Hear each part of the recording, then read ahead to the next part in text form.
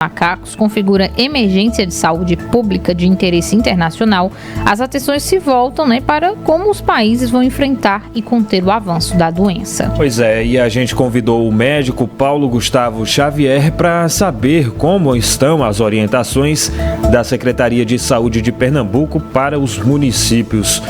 Muito bom dia, doutor. Seja bem-vindo à Rádio Cidade.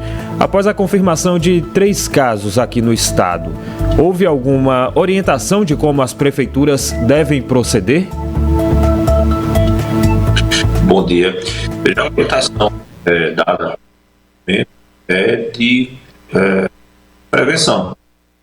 Lembrando que os 3 casos confirmados em Pernambuco são casos da região metropolitana. Doutor Paulo, a gente vai ligar para o senhor, para poder fazer essa chamada, para melhorar o áudio um pouquinho. Já estou ligando aí no seu telefone, só o senhor atender, que a gente coloca a sua imagem na tela.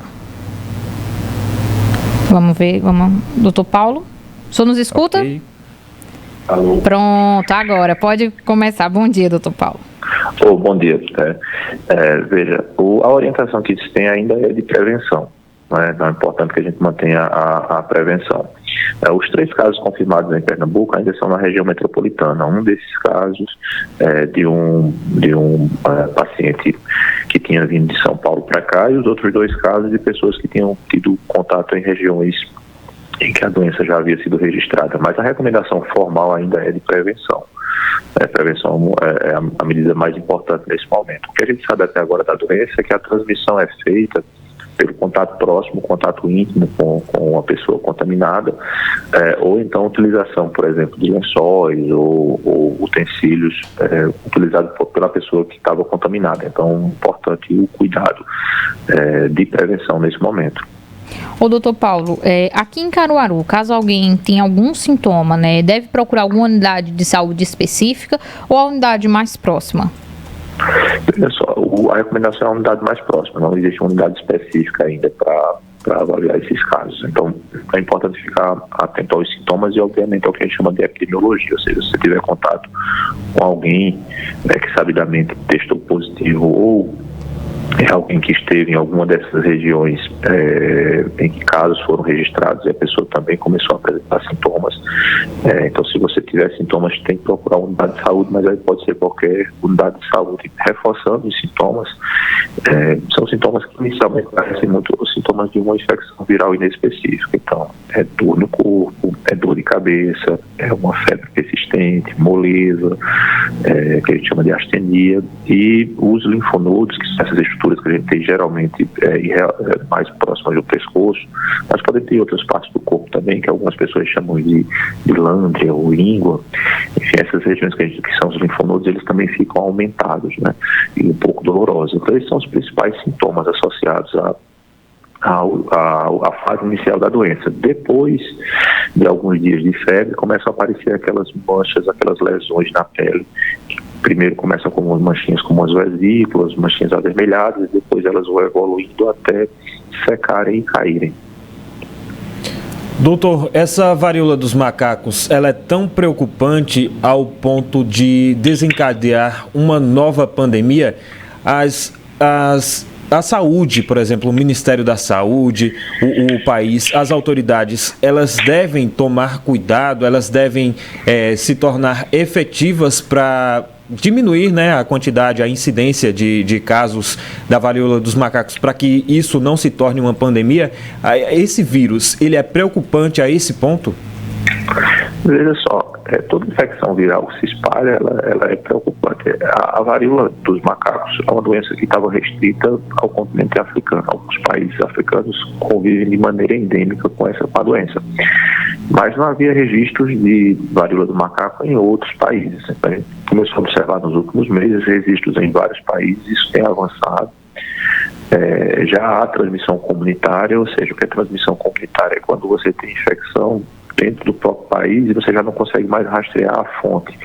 Já são pessoas que já não viajaram para outros lugares, já não tiveram contato com pessoas infectadas fora do país. Então, a gente tem o que a gente chama de transmissão comunitária. Tanto é que a OMS acabou declarando um alerta global, de emergência. Ainda não é um caso de pandemia, mas já é um passo importante nesse caminho. Então, cabe às autoridades sanitárias, aí, o Ministério da Saúde, a Secretaria de Saúde, de maneira geral, se anteverem ao problema e trabalharem de maneira preventiva. Essa ainda é uma fase de orientação, então é importante orientar muito a população com informações de qualidade, informações precisas sobre quais os principais sintomas, o que você deve fazer e como você deve prevenir.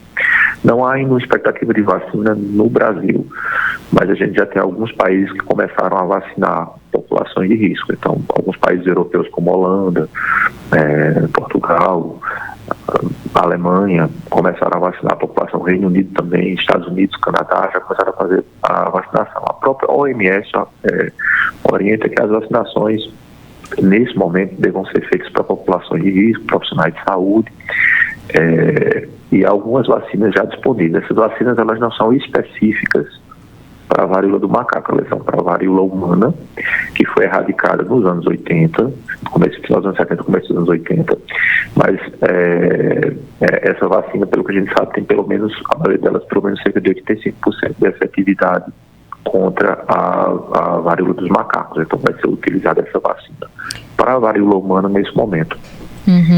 Doutor Paulo, ontem foi anunciado o primeiro caso de varíola dos macacos em uma criança lá nos Estados Unidos. Existe um grupo como o coronavírus, onde pessoas com comorbidades, crianças, eram pessoas de mais risco. Isso também acontece com a varíola dos macacos? Veja, é uma doença nova, então a gente não tem tantos dados para fazer alguma afirmação dessa. O que a gente sabe é que as pessoas abaixo de 50 anos, elas parecem estar mais suscetíveis. A justificativa disso é que as últimas vacinas foram feitas no comecinho dos anos 80. Então, de 80 para cá, ninguém mais foi vacinado contra a varíola humana.